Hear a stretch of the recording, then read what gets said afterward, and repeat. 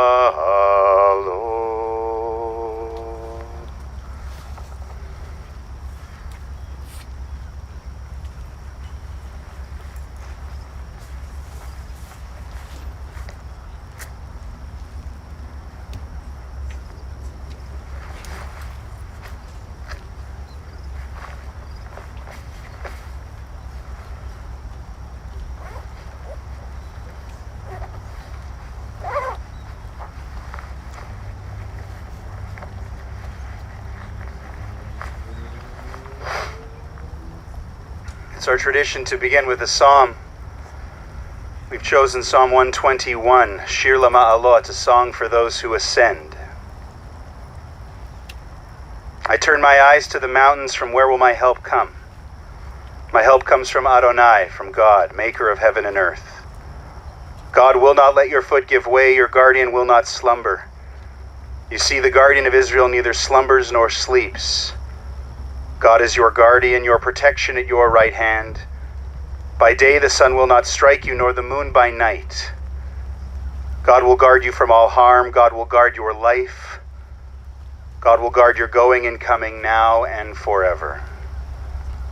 May Merle Garfinkel go unto God in peace. Atzur tamim paulo kichol racha mishpat el emunah ve'inav el tzadik v'yashar hu tzadik atadonai lamidu lachayot asher b'yadcha v'gadon kol ruchot chalil lecha zichronenu limchot v'yihiyu na'einecha berachamim elenu fekuchot ki lecha adon harachamim v'haslichot Adonai natan v'Adonai lakach yehi shem Adonai mevorach V'hu rachum yechaper avon v'lo yashchid v'hirba l'ashiva po v'lo yukra chamato v'yashov ve'afar al haaretz shehaya ve'aruach tashuv el ha'elohim asher netana. The dust returns to the earth as it was, but the spirit returns to God who gave it. May our beloved soul be bound up in the bond of life eternal, and may God, Adonai, send comfort to those who mourn and grant strength to those whose burden is sorrow.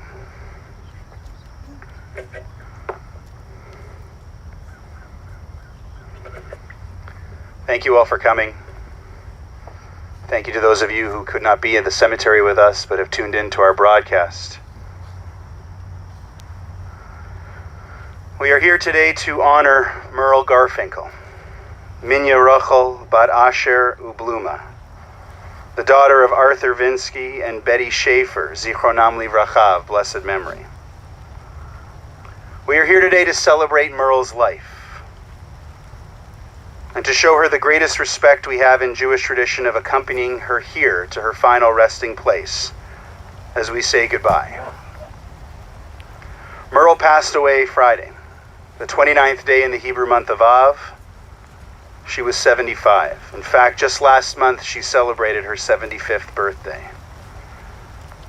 And that's what makes this solemn occasion feel a little extra sad this morning. Because Merle certainly lived a life of which she could be proud, and of which her family is immensely proud. She added a spark, a presence to every room she entered. She was fun and interesting. She had the capacity for loving deeply, whether it was the lifelong friends she made throughout her life, or the most cherished people in her life, her family. She taught all of them by example how to love deeply. She touched many, many lives for the better over 75 years. But today we can't help feel like it was only 75 years and she still had so much more left. So today, as a community supporting her family, we are heartbroken. We are forced to say goodbye to someone too soon. In the Bible, in the book of Ecclesiastes, which is often quoted at Jewish funerals, it says, "The eye never has its fill of seeing, nor the ear of hearing. Young or old, those who depart this world always leave us too soon." How true does that feel today? It's also sad because we know Merle got sick and suffered through the pain of both an illness and the pain of watching her family watch her get sick. Merle was always forced to be tough throughout her life. From the tragedy of losing both parents before she was 20, to numerous illnesses and ailments that tried unsuccessfully to knock her down, Merle was a trooper, a force to be reckoned with, bound and determined to persevere. In the end, her fate was that she was forced once again to be stronger and tougher than she should have had to be. in her brief battle with lung cancer that progressed at such a rapid pace and caused her such great anguish. Now it is our prayer and our hope that she is at peace, that her suffering is over. It reminds us of another piece of Jewish wisdom. Death is better than a life of pain, and eternal rest is better than a constant sickness. So we gather together today to say goodbye to Merle, because we have to, reluctant as we may be, because someone truly special deserves a truly special send-off. And in doing this today, we also begin the healing. We help Merle's loved ones who are now in mourning by joining our hearts together with theirs, by being here, by tuning in, to help give them courage and strength at a time when they are their most vulnerable. Her husband Marvin, her children and their spouses, Era and Jeff, Jeffrey and Dana, Sadira and Nick, her grandchildren, Harlan, Emma, Kenzie, Edward, and Margot, her brothers-in-law and sisters-in-law, Paul and Barbara, Barry and Lily, her nieces and nephews, and her many, many friends. Merle was predeceased by her parents, whom we mentioned, Betty and Arthur, by her sister Molly, and by her niece Betty, Zichronam Livracha, all of blessed memory. Both Era and Jeff are going to speak words of tribute for their mother in this service, but they have given me the honor of providing a few words of introduction. I'm honored to be here, and I'm honored that Merle had asked for me to officiate this ceremony. I'm privileged and fortunate to have known her. I will always remember her personally for her smile, her quick wit, and her colorful hair. But what I've learned is that she had a very tough life. We say this not to dwell upon it, but to put into perspective just how much she was able to overcome and accomplish and achieve in spite of a rough start and many challenges along the way. She grew up in the North End and attended Parachule, later Champlain and McRae School, St. John's Tech, and finally Tech Voc, where she completed her training as a stenographer. This landed her a job as a typist with the Jewish Post, and some fame with her children years later when she would type many of their school assignments, by far the fastest typist in the family. Her parents, Arthur and Betty, were immigrants from Eastern Europe who both died tragically, he of a heart attack, she of cancer, at young ages, when Merle was 18 and then just 19.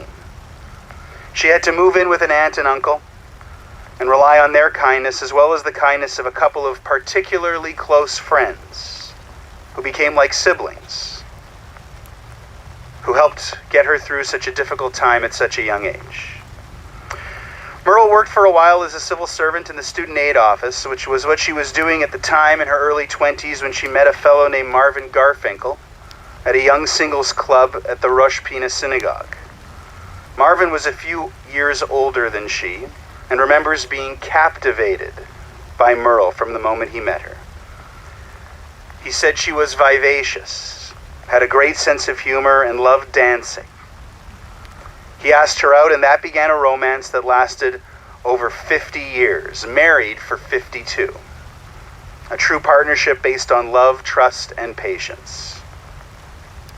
They traveled much throughout their years together, including a honeymoon visit to Israel, numerous cruises in the Caribbean, Mediterranean, along the Rhine, and warm weather vacations to escape the winter to Hawaii and Palm Springs, which Merle particularly loved. They loved attending movies together, where Merle would often have conversations with the screen as the plot of the movie unfolded. And they loved socializing with their many friends. After Merle and Marvin married in 1970, she became Merle the mother, who would always tell people she stayed home to raise the kids because Marvin asked her to. Era, Jeff, and later Sadira, homes on Elm Street, Queenston Bay. Merle had everything organized and scheduled, some of her best and most noteworthy strengths. Dinners were set. Every Sunday was hot dogs. Every Monday was the same. Every Tuesday was the same. Friends of her kids were always welcome to come for dinner, but only if they gave a few days' notice. No last-minute invites were acceptable, because Merle was afraid she'd run out of food. She liked things a certain way. She liked things her way. It gave Merle a sense of control in a life that had so much chaos, especially when she was young. In addition to maintaining and overseeing the family schedule of food and activities, Merle was her kids' ultimate cheerleader and supporter. Her pride in their accomplishments knew no bounds. Her kids would often be surprised when friends of their parents knew all the latest developments in their lives, what they were doing in school, their newest job that they hadn't even started yet, until they realized Merle was always talking about them, beaming about them, to everyone she knew. This continued with her grandchildren, of course, when she became Baba Merle. And her warmth, compassion, and love as a caregiver extended to them. Monthly sleepovers for Harlan and Emma, her first grandchildren, always making time to help if they were sick and had to stay home from school. As Kenzie, Edward, and Margot joined the family, Merle found ways to carve out special relationships with each of them as well. She was always up for learning new games to play with her grandkids, or taking them to movies or on special shopping trips. In the home, she set as an example for her kids of how to treat others, of what things mattered most in life, and of course the importance of family, a close family. Every summer they went on trips to visit Marvin's siblings in Toronto, later Providence, Rhode Island, and Minneapolis, so that the cousins could stay close and grow up together, knowing each other and building shared memories that would last a lifetime. She also instilled in her children the importance of Jewish traditions and celebrating holidays, Shabbat dinners every week, switching dishes for Pesach and breaking Pesach with signature hot salami sandwiches wrapped in koilach buns, and of course the required stop off at VJ's for fries on the way home from Rosh Hashanah services at the Rosh Pina, because no one could salt and vinegar VJ's fries like Merle Garfinkel.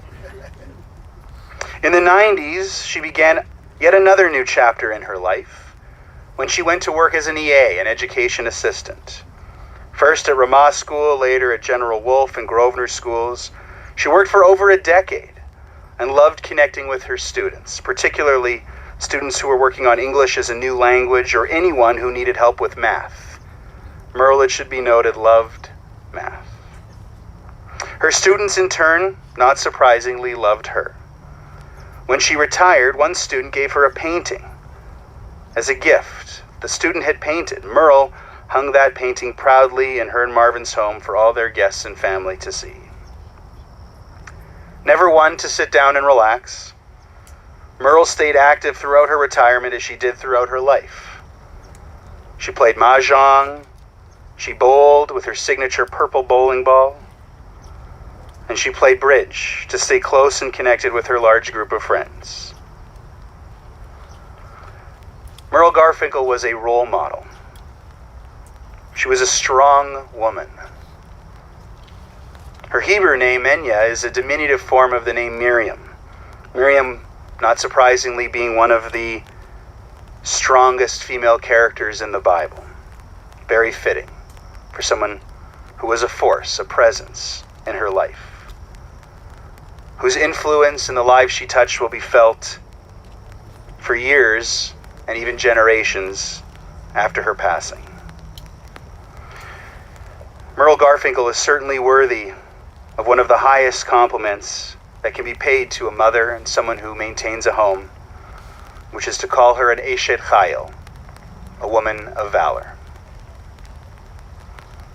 Eshet Chayil mi'imsa.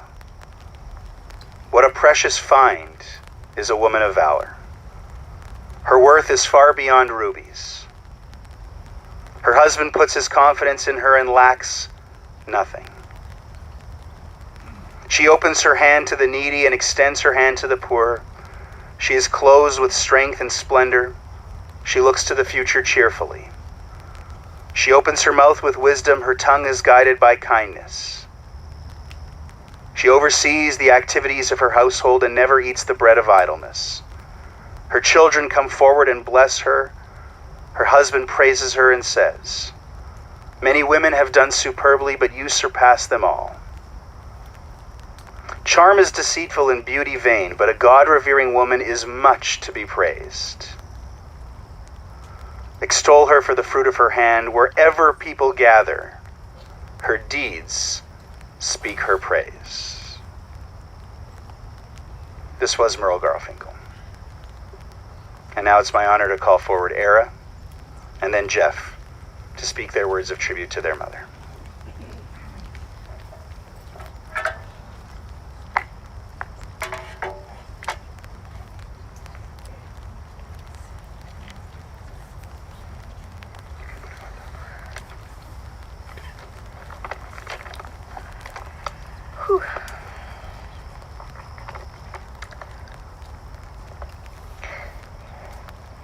Thank you all for coming today from both near and far, for those watching online, for the texts, emails, and calls. We have greatly appreciated it more than you know. During my visits with my mom in the hospital, we were able to have many really... Thank you. I'll start again. During my visits with my mom in the hospital, we were able to have many really important and special moments and conversations. Every morning, I would ask her how she slept. One day, she asked me how I slept. I told her not so well. She asked me why, with a smile, because she knew. I told her I was thinking a lot about her, about my childhood and adulthood. She wanted specifics. I tried to remember as much as I could. Later that night, when I couldn't sleep, I decided to write her a letter to ensure I was telling her everything I possibly could. The next morning, we went through the same welcome. But this time I told her that I had written her a letter I wanted to read to her. She told me that she didn't want me to read it to her then, and that she knew everything I would have written. Really, I wanted her to give me feedback and tell me what was missing, what I had to take out, and what I had to change to make it sound better. Right to the last moment, my mom was being exactly who she always was, my most wonderful mom. Mom, you told me I wouldn't be able to speak at your funeral today, but I know I can do it, and this is the letter I wrote to you. Dear Mum, I don't know if I can adequately find the words to say and share with you how I feel, but I will try, just like you taught me. I know I can tell you how lucky I feel to be your daughter. I've admired you my whole life, looked up to you, felt loved by you, felt cared for by you, felt supported by you, felt grateful for you, felt annoyed by you only a little, felt I could rely on you for anything, and feel that you have given me every opportunity to be the person I am today. I have learned so much from you. Generosity. Mom, you have always been so gracious, giving me, Jeff, Harlan, and Emma so much. You wanted Jeff's, Sadira's, and my upbringing and life experiences, and my children's upbringing and life experiences to be as full and as rich as possible. I know you had a hard life growing up, and you wanted it to be different for us. It was different. Give what you can, but always give. Fairness and equality. You always made sure that things, no matter what, had to be as fair and equal as possible. Fair wasn't always equal, even though you tried. And yes, I know Harlan and Emma have been around longer than Kenzie, Eddie, and Margot, but I can't help that. When Jeff, Sadira, and I were little, you would show us that we were each getting the same portion of food, the same allowance based on age, the same punishment depending on the crime, the same dollar amounts in gifts for regular birthdays, special birthdays, milestones in life, and for simply when you felt like it, but always equal. I tried to do my best to remember what I got, so you could give the exact same for Jeff and then Sadira. Troubles of the firstborn child. It gave you such pleasure to give. Family matters. You always shared with me and showed me how important it is to love your family unconditionally. Take care of your family. Disagree, get mad, don't talk to them for a day, hang up on them if they annoy you, and then make up. Give what you can without hurting yourself. Trust your family. Spend lots of time with your family. Use FaceTime with your family even when in the bathroom. But most importantly, rely on your family. We will certainly need that now. Harlan and Emma love you so much, and they definitely know how much you love them. Friendship. You have shown me how important friends are to have in your life. You give what you get, and you get what you give. It was always important to you that you made a difference in your friends' lives.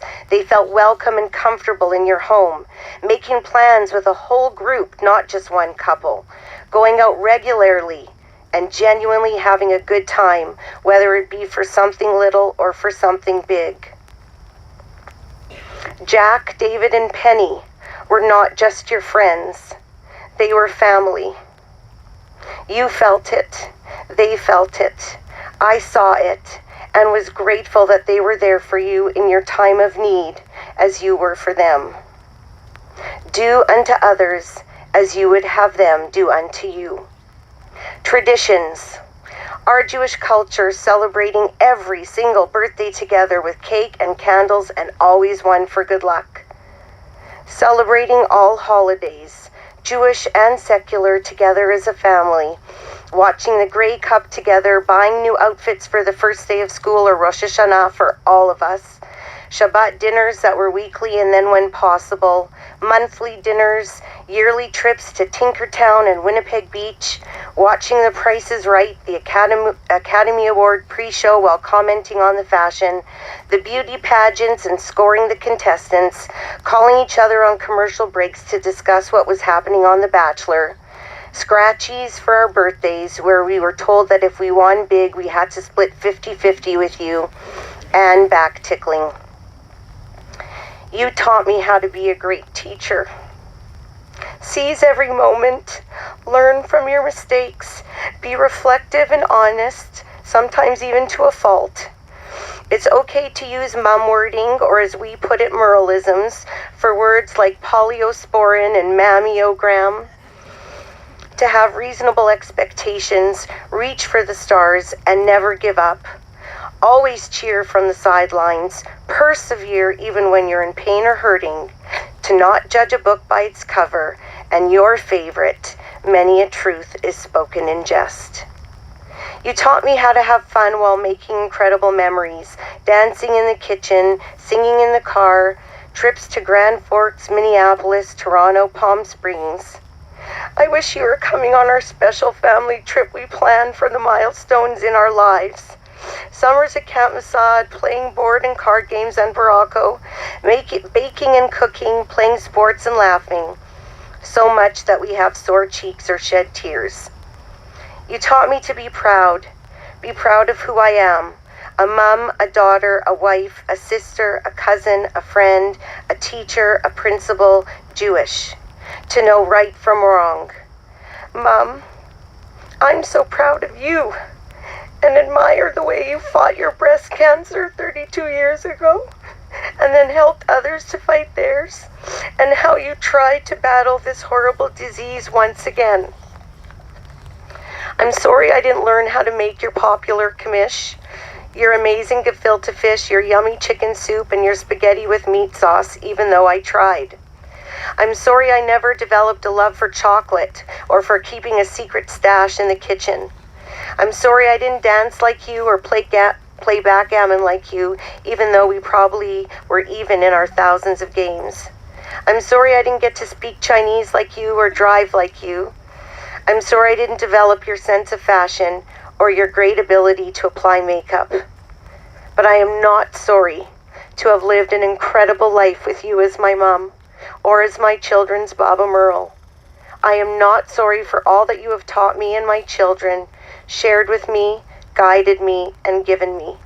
I'm going to miss painting your toenails, going shopping with you, seeing the amount of salt you used because you couldn't taste, watching you bring your own drink in your purple water bottle everywhere you went, thinking about the scents I was wearing to not hurt your asthma, hearing your recommendations, getting your advice, trying to not hurt your feelings,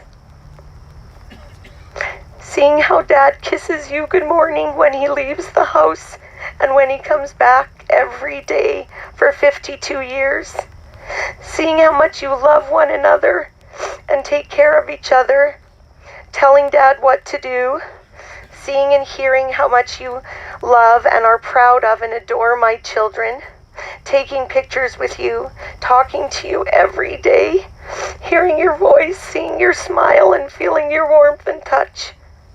I'm gonna miss you not being here every time I'm sick, sad, excited, worried, happy, or need someone to talk to on my drive home or when doing the dishes, when I need my mom. I promise to continue to make you proud each and every day. I promise not to fight with Jeff or Sadira. I promise to be there for Dad. I promise to use all that you've taught me to continue to make me a better person. I promise to keep your memories alive and to always hold you close in my heart. I promise to continue to talk to you every day and know that you are cheering for me from a different sideline. The Vinsky girls are now reunited. Brenly and I will continue your legacy, we promise. I hope you're holding hands with Auntie Molly right now. Thank you for the most amazing life. I will love you forever. Stay safe.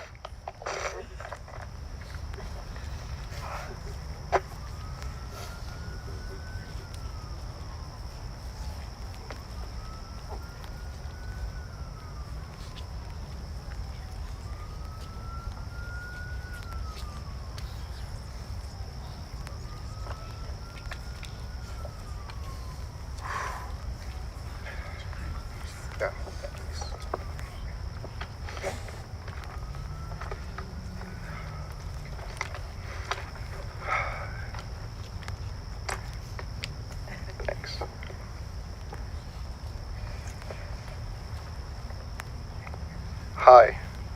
For those of you who don't know who I am Merle and Marvin's son, Jeff. Thank you for coming today. My mom was very special to me. She was always there for the little things in my life and for the bigger things. Like going to all my sports events, especially soccer. She would yell at me to shoot with my left foot and would yell at the ref when he made a mistake or when she did not agree with his decision. My mom taught me how to lose graciously at backgammon, rummy, cue, and all sorts of card games. She loved playing games. In many ways, my mom and I are very similar. We are both headstrong and stubborn. If my mom said black, I would say white. My mom was a straight shooter. She would tell you exactly what she was thinking without hesitation. For those of you who knew her, I am sure you would agree. But she was only trying to be honest, supportive, and helpful. It was coming from the heart. My mom loved all aspects of sports, playing cards or mahjong, and going shopping with me to buy me clothes. Oh, how I loved to be a young adult and have my mom pick out all my clothes for me. My mom and I shared many of those same interests. Our love of sports, cards, TV watching, Winnipeg Beach, traveling to the States, family time, and yummy food like shrimp, ribs, and most of all, bacon. You know, all the kosher ones. Sorry, Dad. My mom loved her chocolate macaroons and rosebuds, which he hid in the drawers so we couldn't find them when we were kids. She sure loved her chocolate. We all needed to have chocolate readily available at our homes because at every meal she would have to have a piece of chocolate. She definitely passed it on to me, and now I have passed that on to Kenzie. My mom was a survivor.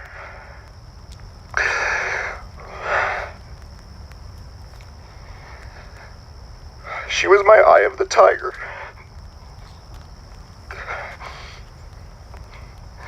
She was resilient and inspirational. My mom lost her parents by the time she was only 19. And at the age of 44, she was diagnosed with breast cancer, and later found out she had the BRCA gene. She had many health challenges, too many to list, but that never slowed her down or took away her passion for life until her final fight with lung cancer. My mom taught me kindness, humility, respect, loyalty, and fairness. These are all qualities I hope to instill in my daughter, Kenzie. My mom taught me about giving, how it is important to always give to others. She helped me to see that it's important to treat people fairly and with respect. My mom was always there when I or anyone else needed her the most. There were times when I got in trouble or hurt myself, and there were a lot of them in sports. She was always there to comfort me and support me and tell me never to play sports again. This included even a month ago when I hurt my hamstring in a soccer game. My mom believed in me, picked me up when I was down, and most of all, she loved me for being who I am. Mom, I will miss our talks at lunch. Our friendly banter at how I should do things properly. Oh, how I loved your criticism. I will miss our conversations on what body part is ailing you now. All your funny mannerisms, your Merleisms, and how you use the phrase, "they said," when you wanted to make a point. We always wondered who they were. A pot calling a kettle black, or don't cut off your nose to spite your face. I will miss hearing you telling me not to procrastinate, or your magical way to push me into doing something you wanted me to do. I will miss your guilt trips. Oh, how I love those. I will miss that beautiful smile you made when you were in a room with our family. I will miss you spending time with just Kenzie, Dana, and I. You love them so much. Kenzie will always remember your special breakfast times eating her favorite cinnamon buns with her and spending time playing together in your condo. Kenzie, Bob and Merle loved giving you gifts and buying things just for you, especially jewelry. I know you will miss that. Mom, I promise to look after Dad, Era, Jeff, Harlan, Emma, Sadira, Nick, Eddie, Margot, Bren, Al, Amber, Simone, Miley, and Macy. And of course my beautiful wife, Dana, and loving daughter, Kenzie. Mom, I love spending hours trying to find the right card for you. Whether it was a birthday card or anniversary card, they needed to be heartfelt, because I could not express exactly how I felt about you. So I had to find the best one every time. My mom loved her cards, and always told my siblings how much she loved my cards. Merely 1 month ago, we celebrated my mom's 75th birthday, where she once again told me how much my card meant to her. I would like to share that with you now.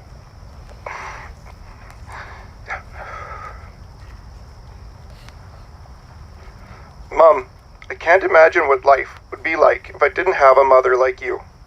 You've shown me the meaning of unselfishness and the value of love.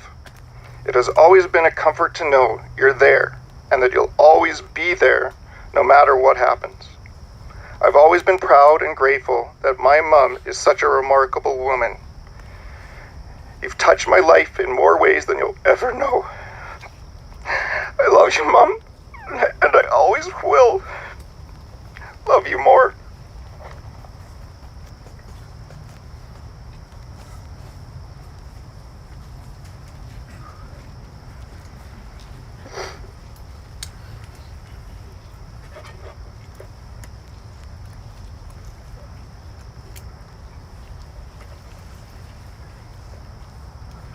Thank you to Era and thank you to Jeff for beautiful eulogies for your mother.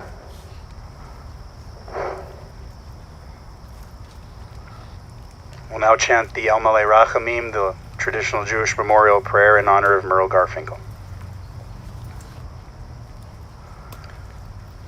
El Malei Rachamim shochein b'meromim Hamsei menucha nechona tachat kanfei hashchina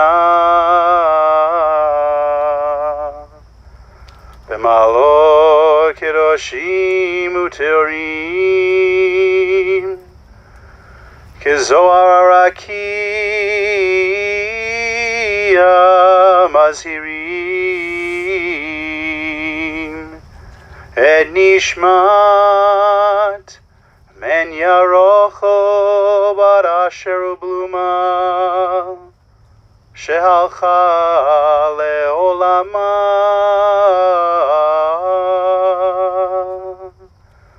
began edente menuchata hanabal harachamim Hastirei beseter kenafecha leolamim Utzror bitzror achaim et nishmata Adonai hu nachalata V'tanuach v'shalom al mishkava v'nomar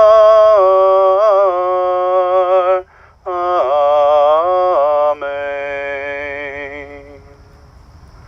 Exalted, compassionate God, grant infinite rest in your sheltering presence among the holy and the pure to the soul of Merle Garfinkel, who has gone to her eternal home.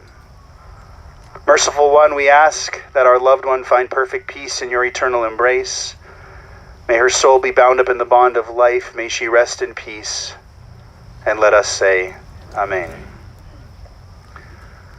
Again, on behalf of the family, thank you to everyone for being here, for tuning in, for all the messages that you have sent and will continue to send.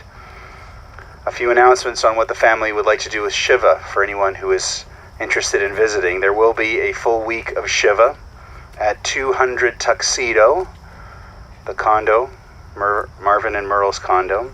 Their unit is 906. They'll be doing morning prayers, Shaarey, every day this week, starting at 7:30.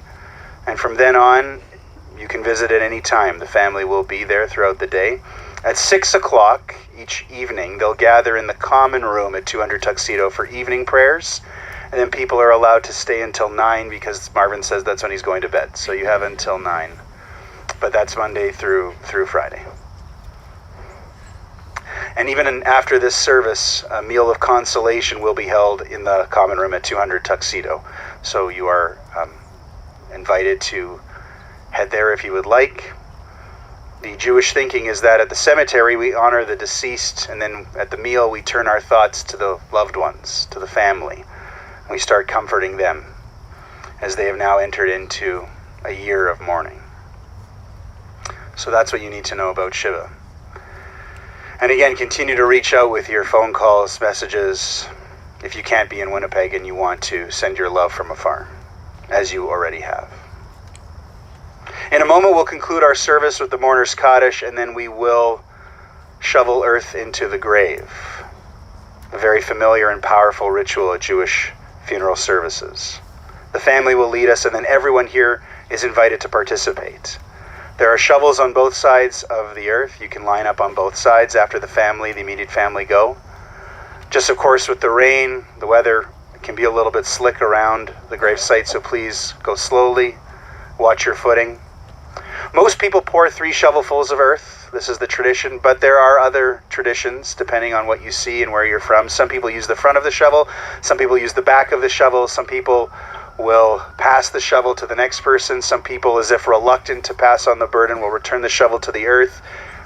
Whatever is familiar to you is the ritual you should embrace as we do this as a community. And if the shovel is too overwhelming there, you may not be able to see on that side, but there's a pail in front of the large pile of earth with a small shovel and sand and dirt in it that works just the same for you to be able to perform this mitzvah.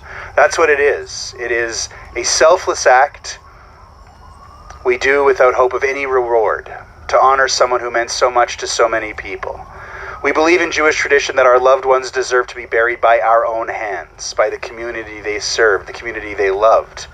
Hands which once held their hands. And while this is for many people a painful act, we remind ourselves that it is one born of love and compassion. Earlier in the service, we said the words of Job, the epitome of suffering in Jewish tradition, and we'll say them again now in conclusion. Adonai natan v'Adonai lakach, Yehi shem Adonai mevorach. God, you have given, God, you have taken, blessed be the name of God. To the family we say, Hamakom yenachem etchem b'toch sha'ar avelei Tzion v'Yerushalayim. May you be comforted and consoled among all those who are in mourning or who have ever been in mourning in our community. And together we say that may the memory of Merle Garfinkel be a blessing, as we mark that her essence will never leave our hearts and our souls. The Mourner's Kaddish. Yitgadal v'yitkadash shemei Rabah, be'alma divra chirutei v'yamlich malchutei, b'chayechon uv'yomechon uv'chayei dechol beit Yisrael, ba'agala uv'izman kariv v'imru amen. Yehei shmei Rabah mevorach le'alam u'lalmei almaya. Yitbarach v'yishtabach v'yitpa'ar v'yitromam v'yitnaseh v'yithadar v'yit'aleh v'yit'halal shemei dekudsha b'richu le'ela min kol birchata v'shirata tushbechata v'nechemata da'amiran be'alma v'imru amen. Yehei shlama Rabah min shemaya v'chayim aleinu ve'al kol Yisrael v'imru amen. Oseh shalom bimromav hu ya'aseh shalom Aleinu v'al kol Yisrael v'imru amen. May the one who creates peace and harmony on high bring peace and harmony to us, to all Israel, and to all of humanity, as again together we say, Amen. Thank you again to everyone for being here. I invite the family now to come forward.